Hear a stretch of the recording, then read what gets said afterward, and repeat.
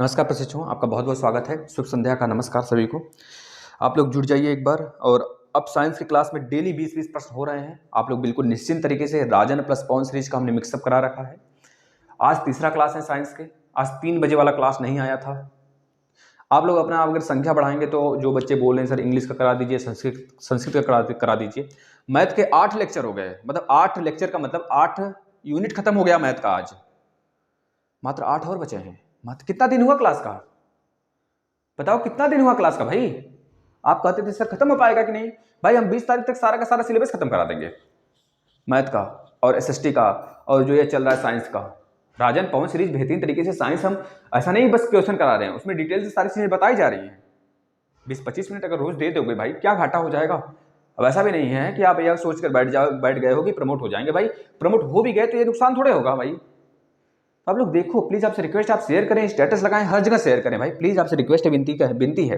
बस इसी क्रोध में हमने आज एसएसटी का क्लास नहीं लगाया, बस इसी क्रोध में। लेकिन खैर प्रशिक्षुओं से क्या क्रोध करना, आप हमारे फैमिली हो और कल से क्लासेस आना स्टार्ट हो जाएंगे सारे के सारे। जो भी प्रशिक्षु हैं उनका घाटा नहीं होना चाहिए, बस जो 4-5 देख रहे हैं बस, ठीक है। विनती करते हैं आप सारे क्लास रिवीजन कर लीजिए। अगर आपने एसएसटी का क्लास आज नहीं देखा है तो एसएसटी के पिछले क्लास को रिवीजन कर लेंगे। जो पॉलिटी कराए जा रहे हैं, कल आएगा आपके राष्ट्रपति पर हम ला देंगे वीडियो, ठीक है भाई। चलिए अब अगला प्रश्न, बैरोमीटर से मापा जाता है। पहला मतलब अगला प्रश्न नोट करिएगा, बैरोमीटर से मापा जाता है। देखना, बैरोमीटर से वायु दाब को मापा जाता है। किसको मापा जाता है भाई? वायु दाब का मापा जाता है। अब बैरोमीटर क्या होता है, ध्यान सुना। बैरोमीटर में 3 चीज होता है। बैरोमीटर का पाठ्यांक अगर अचानक से गिरता है तो इसका मतलब है तेज आंधी आने वाला है, तेज आंधी तूफान का मौसम रहने वाला है। अगर बैरोमीटर का पाठ्यांक धीरे धीरे गिरता है, धीरे धीरे गिरता है, इसका मतलब साइंटिस्ट यह अनुमान लगाते हैं, साइंटिस्ट के अनुसार मतलब कि वर्षा होने वाला है। अगर बैरोमीटर का पाठ्यांक धीरे धीरे धीरे धीरे ऊपर उठता है, इसका मतलब है कि भाई मौसम बिल्कुल साफ रहने वाला है, मौसम बिल्कुल साफ रहने वाला है। बस इतना चीजें यहाँ से याद रखना है। और वायुमंडल का जो हमने वायुदाब मापते हैं वो किससे, बैरोमीटर से क्या मापते हैं? वायुदाब मापते हैं। हमने इंस्ट्रूमेंट का एक वीडियो बना रखा है, साइंस का नाम का एक प्लेलिस्ट बनाया गया है, मात्र उसमें इंस्ट्रूमेंट है। एनीमोमीटर से करंट मेजर करते हैं, बैरोमीटर से वायुदाब मापते हैं, लैक्टोमीटर से दूध की शुद्धता मापते हैं। इस प्रकार से बहुत सारी चीजें हमने पढ़ा रखे हैं। तो यह भी हम एक किसी क्लास में इसको लगा देंगे सेपरेटली। लेकिन जो पहले चल रहा है उसको देखिए। द्रव में दाब का सूत्र क्या है? द्रव में दाब का सूत्र पूछा जा रहा है तो याद रखना, द्रव में दाब का सूत्र होता है PdG। जी ग्रेविटी, डी गहराई, PdG। एक मिनट, ये ना भाई, HdG, सॉरी HdG भाई, HdG, H गहराई होता है। ठीक है, ये सारी चीजें पाठ्यांक के लिए होता है, HdG फार्मूला होता है, इसको याद कर लेंगे। अगला प्रश्न पूछा गया है, प्रदूषण के कितने प्रकार होते हैं? प्रदूषण के प्रकार अगर देखें, मेन प्रकार होते हैं जो वायु प्रदूषण होता है, ध्वनि प्रदूषण होता है, और वायु प्रदूषण, ध्वनि प्रदूषण, जल प्रदूषण। वायु, ध्वनि, जल, वायु, ध्वनि, जल। तीसरा चौथा ऑप्शन दिया है सभी, तो हम इसमें से सभी लगा देंगे भाई, ठीक है ना। एक चीज मित्रों याद रखना, जो ऑक्सीजन है, एक मिनट भाई, जो ऑक्सीजन है, ऑक्सीजन का 3 अणु क्या बनाता है पूछा गया है, तो बता देंगे ओजोन बनाता है। और ओजोन क्षरण, ओजोन जो होता है, हमारे जो परावैंगनिक किरणें आती हैं, अल्ट्रावायलेट रेज आते हैं, है ना, उसको बताता, उसको क्या करता है भाई? बचाता है। उसको मतलब कि सॉरी, उसको आने से, एनवायरमेंट में आने से रोकता है। ओजोन परत की इकाई क्या होती है भाई? डॉप्सन, याद रखना, डॉप्सन होता है। और ओजोन परत को किससे नुकसान होते हैं, कितने गैसों से? याद रखना, फ्रियॉन होता है, फ्रियॉन गैस होता है।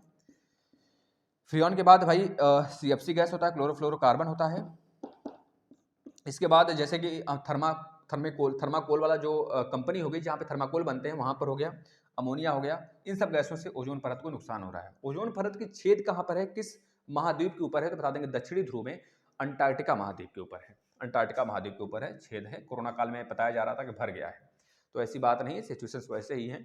खैर बहुत बड़ी छेद भी नहीं है कि उससे नुकसान कुछ हो जाएगा, है ना। लेकिन परावैंगनिक किरणें अगर इन्वायरमेंट में आना शुरू हो जाए ना, तो स्किन कैंसर बहुत तेज होगा।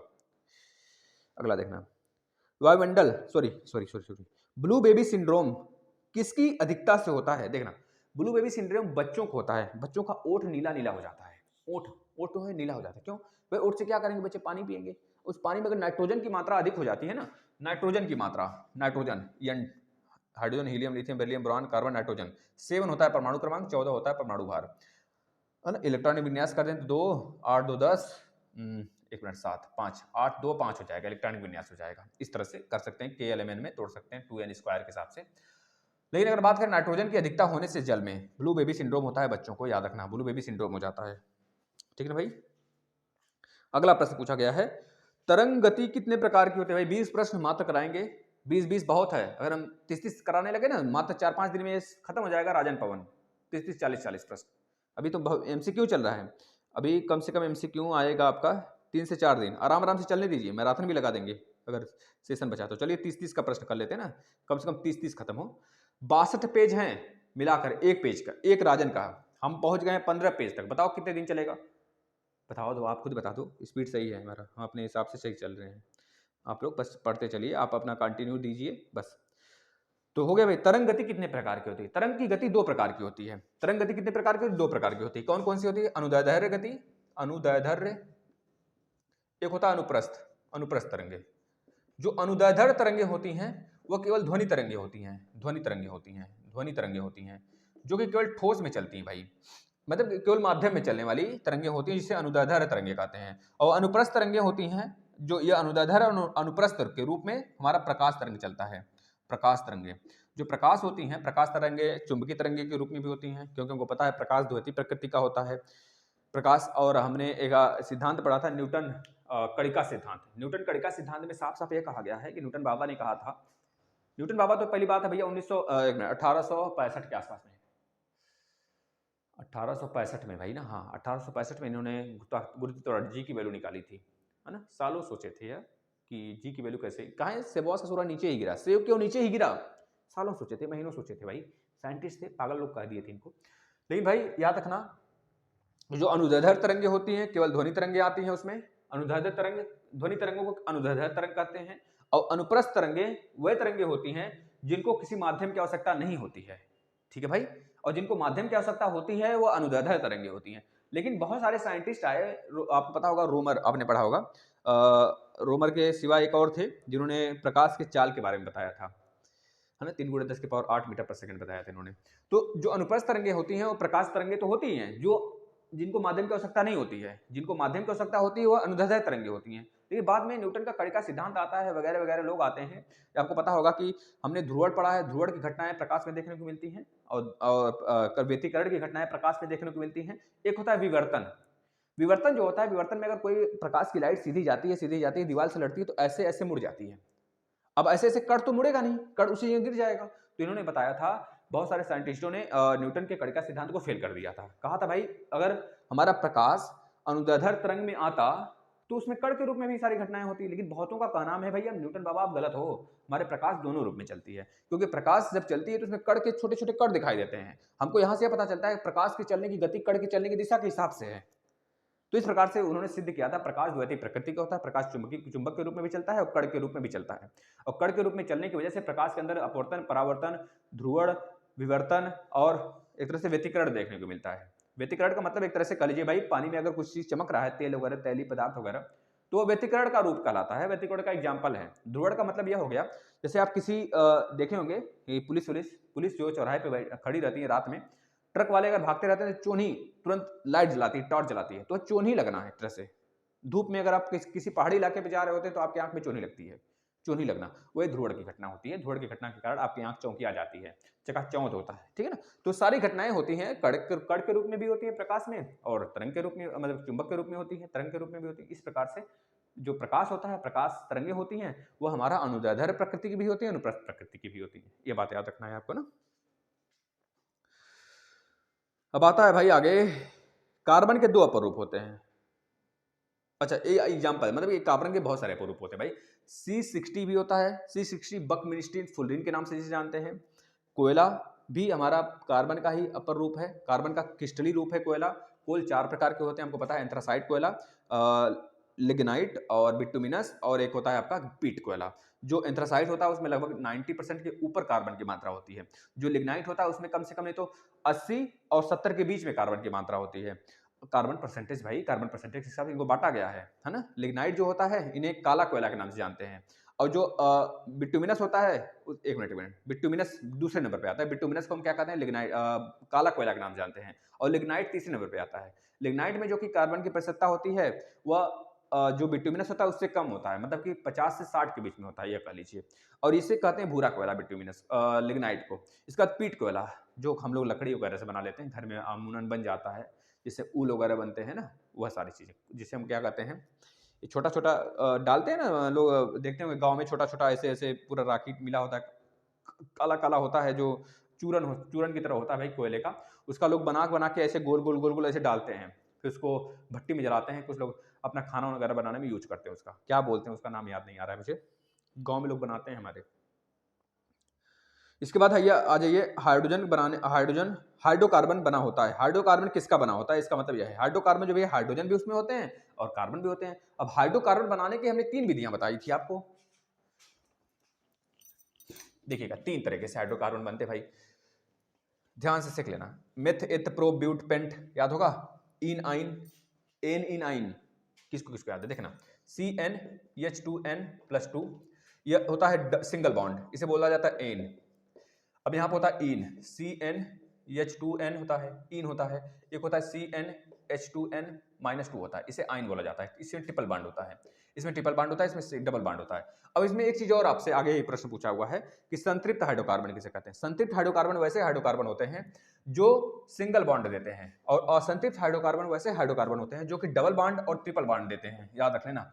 डबल बॉन्ड, ट्रिपल बॉन्ड और संतृप्त हाइड्रोकार्बन। संतृप्त हाइड्रोकार्बन का मतलब ऐसे बॉन्ड जो सिंगल बॉन्ड के होते हैं। अब देखना इसमें होता है मेथ एथ प्रो ब्यूट पेंट, है ना, मेथ एथ मतलब कि methane, ethane, propane, butane, pentane, methane, ethane, propane, meth eth pro but, but, pent, hex, इस तरह से 6 लिख देते हैं। अब देखना मेथ का मतलब एक वैल्यू, कार्बन का एक वैल्यू, अगर कार्बन का जगह एन के प्लेस पे अगर 1 लिखते हैं, एन बराबर 1 पर मेथेन आता है, एन के प्लेस पे अगर 1 रखते हैं तो सी, और यहाँ पे 1 दूनी 2, 2 दूनी 4, 2 2 4, CH4, यह मेथेन का फार्मूला हो गया। अब एन बराबर 2 पर एथेन आता है, एन, यह एन है, यह इन है, यह आइन है, याद रखना भाई, आइन है, एन इन आइन। अब यहाँ पे एन बराबर जब 2 रखते हैं तो एथ एन मिलता है, एथ एन मिलता है, तो यहाँ पर रख दीजिए C2, 2 दूनी 4, 4 2 6, C6, मतलब C2H6, यह हो गया एथेन का फार्मूला। प्रोपेन का इसी तरह 3, 2 बढ़ा लीजिए गुणा करके, 3 दूना 6 2 8 हो गया। इसी प्रकार के C4, एन बराबर 4 रख लीजिए तो 4 दूनी 8, 4 दूनी 8 2 10 हो गया। इसी प्रकार से पेंटेन हो गया C5H, 10 दूनी 12 हो गया भाई। इस तरह से C6, 6 दूनी 12 2 14 हो गया भाई। इस तरह से भैया देखना, एथिल, आपने एथिल एल्कोहल नाम सुना होगा, C2H5OH, यही एथिल एल्कोहल होता है जो कि इस तरह वाइन के रूप में होता है भाई। अब इसी प्रकार से यहाँ पर रख लीजिए, यहाँ पर मेथिन, एथिन, प्रोपिन, ब्यूटिन, पेंटीन आ जाएगा, एन की वैल्यू रखते चले जाइए, वैल्यू आता चला जाएगा। यहाँ पर methyne, ethyne, propyne, butyne, pentyne आ जाएगा। याद रखना है आपको, संतृप्त हाइड्रोकार्बन ऐसे हाइड्रोकार्बन होते हैं जो कि सिंगल बॉन्ड देते हैं, और संतृप्त का मतलब जो डबल और ट्रिपल बॉन्ड देते हैं। याद हुआ भाई, बताना मेरे यारों, मजा आ रहा है ना, मस्ती के साथ पढ़ते चलो। तो यहाँ पे मेथेन, एथेन, प्रोपेन, ब्यूटेन, है ना।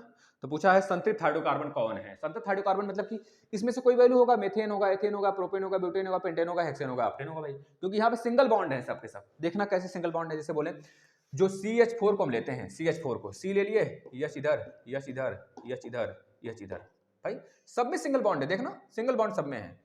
ये चीज मतलब H इसके पास भी लास्ट में 1 इलेक्ट्रॉन है, इसमें सब में, लेकिन इसको 4 इलेक्ट्रॉन की जरूरत है, इसकी संयोजकता 4 है, इसके साथ एक बॉन्डेशन, इसके साथ एक बॉन्ड, इसके साथ एक एकल बॉन्ड बना लिया। इसे बोलते हैं संतृप्त हाइड्रोकार्बन, सॉरी संतृप्त हाइड्रोकार्बन, जो सिंगल बॉन्ड बनाती है। डबल और ट्रिपल बॉन्ड मतलब कि असंतृप्त हाइड्रोकार्बन भाई।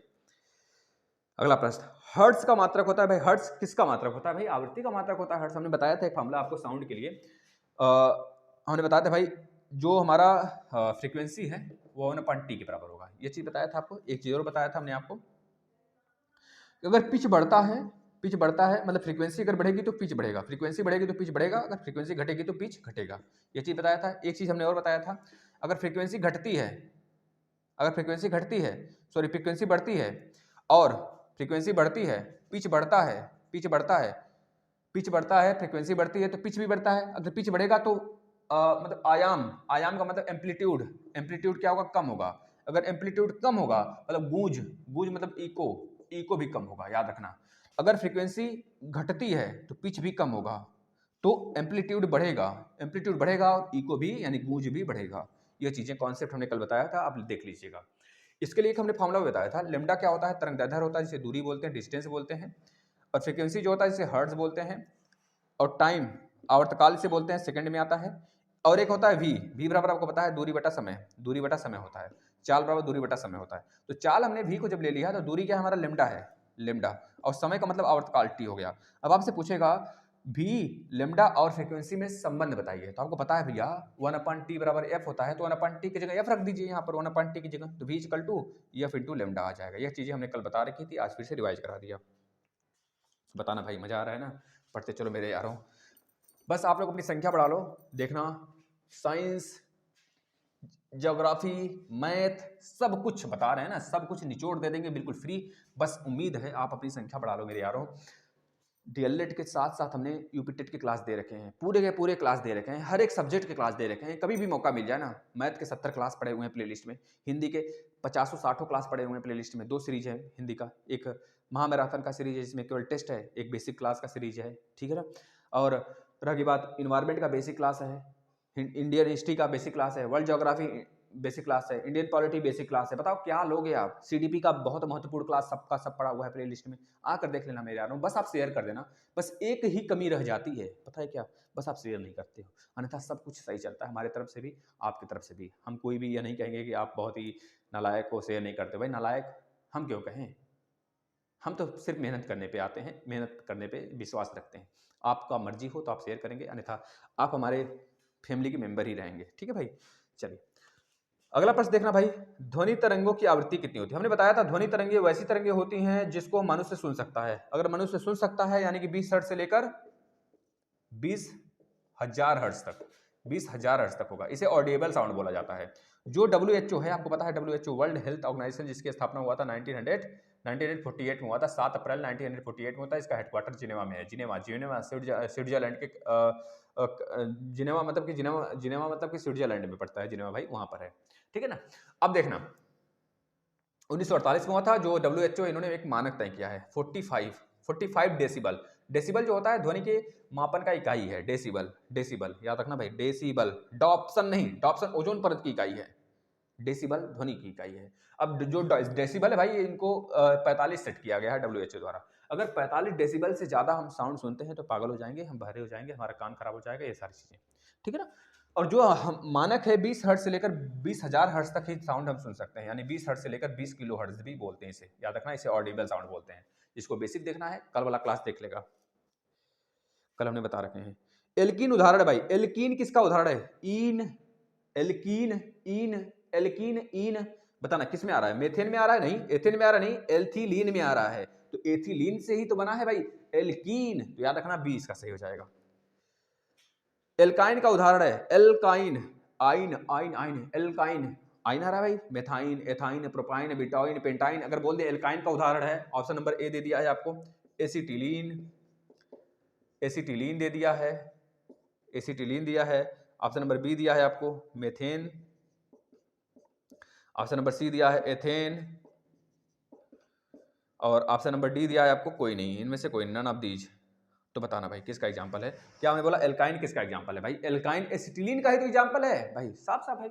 एथेन, मेथेन, पिरेथेन, ये सब क्या होगा, ये तो सिंगल बॉन्ड के लिए है, मतलब ये राइट आंसर लगाएंगे बचवा। आगे देखना, कार्बनिक यौगिक भी पाया जाता है, कार्बनिक यौगिक में कार्बन ही तो पाया जाएगा महाराज, लेड पाया जाएगा ना, पीबी पाया जाएगा, PB, lead, lead, lead, HG, mercury पाया जाएगा क्या, नहीं पाया जाएगा भाई ना, पीबी भी नहीं पाया जाएगा भाई, लेड पाया जाएगा नहीं, पीबी पाया जाएगा नहीं, एचजी, मरकरी 80 जिसका परमाणु क्रमांक होता है वो पाया जाएगा नहीं भाई, नहीं पाया जाएगा, समझ रहे हैं कि नहीं भाई। तो कार्बनिक यौगिक ऐसे यौगिक है जिनके अंदर कार्बन की महत्ता होती है। अगला, इंसुलिन कार्बन की कमी से होता है, इंसुलिन की कमी से भाई डायबिटीज होती है, डायबिटीज होता है, इंसुलिन की कमी से कैंसर थोड़े होता है, कैंसर होता है हमारा C60, एक और होता है कोई, ये तो चेक करने का, ट्यूमर वगैरह के लिए भी एक होता है भाई, देखा नाम ये नहीं याद आ रहा है, यूरेनियम करके होता है, यूरेनियम 60 इस तरह होता है कुछ, यूरेनियम 60 होता है। एक और होता है आर्सेनिक करके कुछ होता है, जो कि ट्यूमर चेक के लिए होता है, ट्यूमर मस्तिष्क में होता है, मस्तिष्क के कैंसर को ट्यूमर बोला जाता है। अगला देखना, ध्वनि की तीव्रता मापी जाती है भाई, ध्वनि की तीव्रता डेसिबल में मापी जाती है, हाँ साफ बात है, वही तो बताया हमने, ध्वनि की तीव्रता किसमें मापा जाती है, डेसिबल में। ओजोन की इकाई क्या है, ओजोन की इकाई क्या है, डॉप्सन है, यही तो बताया भैया, लिखते चलो हमारी बातों को, ठीक है ना। अगला देखना, पर्यावरण दिवस कब मनाया जाता है बचवा, पर्यावरण दिवस 5 जून को मनाया जाता है बचवा, बात खत्म। एक आप देखेंगे इन्वायरमेंट के क्लास में, जो यूपी टेट के इन्वायरमेंट का क्लास है, उसमें पर्यावरण से रिलेटेड कम से कम हमने 50 डेट बता रखे हैं, देख लेना अगर उसे बजाना आ जाए तो कहना। निम्नलिखित में एसिटिलीन का रासायनिक सूत्र है। एसिटिलीन, अब बताना सभी लोग, एसिटिलीन क्या है? एसिटिलीन, एसिटिलीन हमने बोला था ना, एथ मतलब एन इन आइन, आइन, तो आइन वाले में क्या था? CnH2n-2 था, यही तो था, CnH2n-2। अगर C की वैल्यू 2 रखते हैं तो देखना यहाँ पर C2, 2 दूनी 4 में से 1 गया, 2 बचा, यही हमारा क्या है? मेथ एथ। तो यह क्या बोला? एसिटिलीन, एसिटिलीन बोला गया है भाई ना, क्या बोला गया है? एसिटिलीन। तो एसिटिलीन का फार्मूला भाई यही है, C2H2, C2H2, C2H2। कैसे निकाले? आइन वाले से निकाले, ठीक है भाई। जब वस्तु अवतल दर्पण के मुख्य फोकस एवं वक्रता केंद्र के मध्य रखी होती है तो प्रतिबिंब बनता है। चलिए बना के दिखाते हैं हम आपको।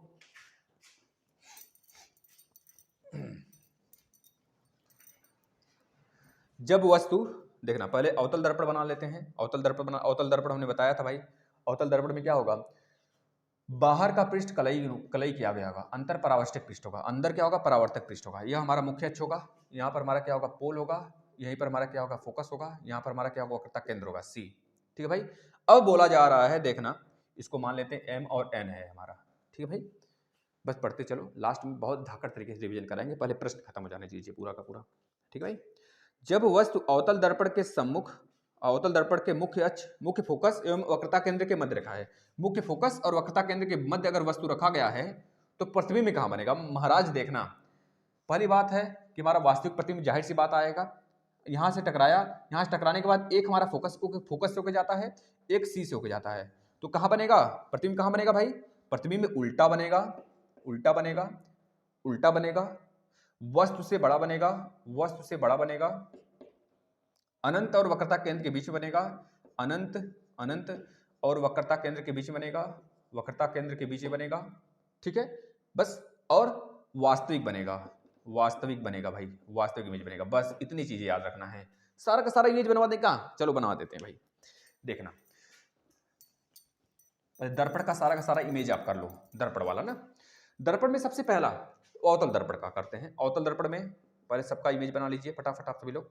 पहला केस आता है, ये हमारा पी है, सॉरी ये हमारा क्या है भाई? हाँ पोल, पी लिख लीजिए। ये हमारा फोकस है, ये हमारा क्या है? ये हमारा भाई सी वक्रता केंद्र है। दूसरा भी इमेज बना लीजिए, सबका साथ ही बनवा देते हैं आपको हम ना। देखिए ये अभी हमारा क्या है? अवतल दर्पण है। अवतल दर्पण में मुख्य अक्ष हो गया, ये हमारा पी हो गया, ये हमारा क्या हो गया? ये हमारा फोकस हो गया, मुख्य फोकस, ये हो गया हमारा क्या? सी हो गया। तीसरा, पहले 3 देख लेते हैं फिर उसके बाद आगे चलेंगे। ये अभी हमारा क्या? अवतल दर्पण है, बाहर की तरफ कलई है, ये हमारा क्या है भाई? यफ है, ये हमारा क्या है? सी है, ये पोल है। इसमें हम सबका नाम दे देते हैं दर्पण का एम एन नाम दे देते हैं, एम एन नाम दे देते हैं सबका। अब ध्यान से देखना मेरे प्यारे मित्रों, बेहतरीन तरीके से पढ़ा देंगे सारा का सारा, देखते रहना। अगर वस्तु अनंत से आ रहा हो, अगर वस्तु अनंत से आता है तो प्रतिबिंब जो बनता है भाई वो मुख्य फोकस पर ही बनता है, उल्टा बन जाता है। बस ऐसे ही फिगर बनेगा। कहां से आया?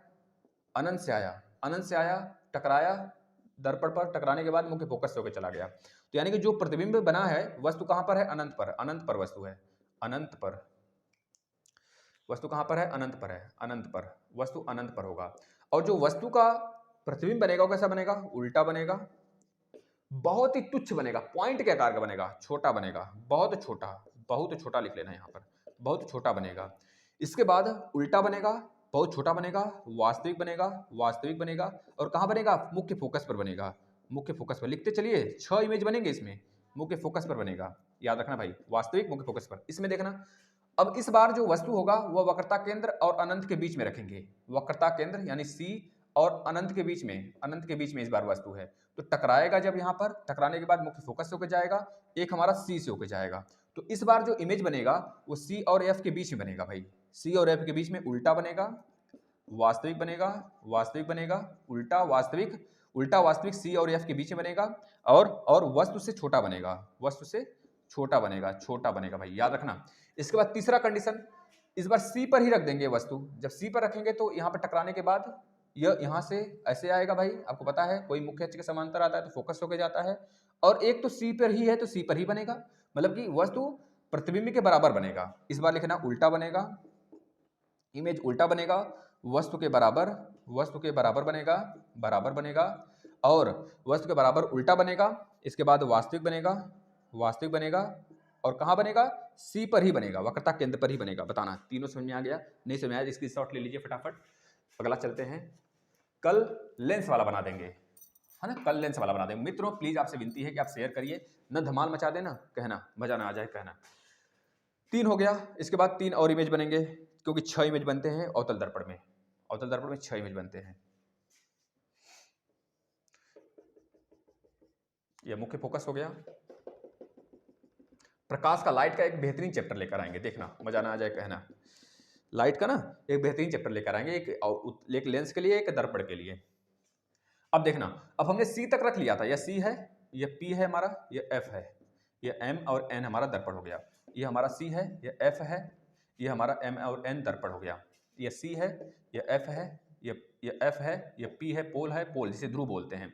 यह हमारा एम और एन दर्पण हो गया। यह फोकस है, वक्रता केंद्र, यह पोल यानी ध्रुव, ठीक है ना। अब देखना, अब इससे सी पर रखे थे तीसरा कंडीशन। चौथा कंडीशन सी और एफ के बीच में, वही जो क्वेश्चन दिया है, सी और एफ के बीच में जब कोई वस्तु रहेगा तो पहले एफ से होकर जाएगा और एक सी से होकर जाएगा। मतलब जो हमारा वस्तु का प्रतिबिंब बनेगा वो अनंत, अनंत और अनंत और अनंत और सी के बीच में बनेगा, अनंत और सी के बीच में उल्टा बनेगा, वास्तविक बनेगा, वास्तविक बनेगा, और वस्तु से बड़ा बनेगा। इस बार वस्तु से बड़ा बनेगा, वस्तु से बड़ा बनेगा भाई। अब देखना, अब इस बार चौथा कंडीशन, पांचवा कंडीशन फोकस पे रखेंगे, फोकस पे रखेंगे तो मुख्य फोकस होकर जाएगा, पहली बात है, और सी होकर जाएगा। ये कहीं नहीं काटेगा, कहां काटेगा? अनंत पे काटेगा। यानी प्रतिबिंब कैसा बनेगा? उल्टा बनेगा, बहुत बड़ा बनेगा, बहुत बड़ा बनेगा, वास्तविक बनेगा, वास्तविक बनेगा, कहां बनेगा भाई? अनंत और सी के बीच में बनेगा भाई, ठीक है ना। इस बार फोकस और पी के बीच में रखेंगे वस्तु, तो यहां टकराएगा, यहां टकराने के बाद फोकस होकर जाएगा, एक सी होकर जाएगा, यह फैलता चला जाएगा। लेकिन अगर पीछे बढ़ाएंगे मित्रों ना, पीछे बढ़ाएंगे ऐसे, तो कहीं ना कहीं काटता हुआ हमको दिखेगा, कहीं ना कहीं काटता हुआ दिखेगा। तो यह बोलेंगे अवतल दर्पण में एकमात्र ऐसा कंडीशन आता है जब एफ और पी के बीच में वस्तु रखा जाता है तो उसमें आभासी प्रतिबिंब बनता है। आभासी प्रतिबिंब सीधा होता है और दर्पण के पीछे बनता है, यह बात याद रखना। और लेंस में आभासी प्रतिबिंब वस्तु के तरफ ही बनता है, यह बात थोड़ा सा डिफरेंस है, याद रखना। यानी कि बड़ा बनेगा, बहुत बड़ा बड़ा बनेगा, और सीधा बनेगा, सीधा बनेगा, और दर्पण के पीछे बनेगा, दर्पण के पीछे बनेगा, यह चीज याद रखना। यह आभासी बनेगा, पीछे बनेगा और आभासी बनेगा। आभासी प्रतिबिंब पर्दे पर नहीं बनता है, यह बात याद रखना। बस इतनी बातें याद रख लेना। अगले प्रश्न पे चलते हैं मित्रों। हरित लवण रहित पौधों का समूह है, हरित लवण रहित पौधों के समूह को क्या कहते हैं? कवक कहते हैं भाई, शैवाल नहीं कहते हैं, अनावृत बीज भी नहीं कहते हैं, कवक कहते हैं। क्या कहते हैं? कवक, फंगस, फंगस कहते हैं। अगला प्रश्न दिया है, किसी वस्तु द्वारा प्रति सेकंड किए गए कंपनों की संख्या को कहते हैं। किसी वस्तु द्वारा किए गए, देखना भाई बीटीसी 2016 में पूछा गया यह प्रश्न।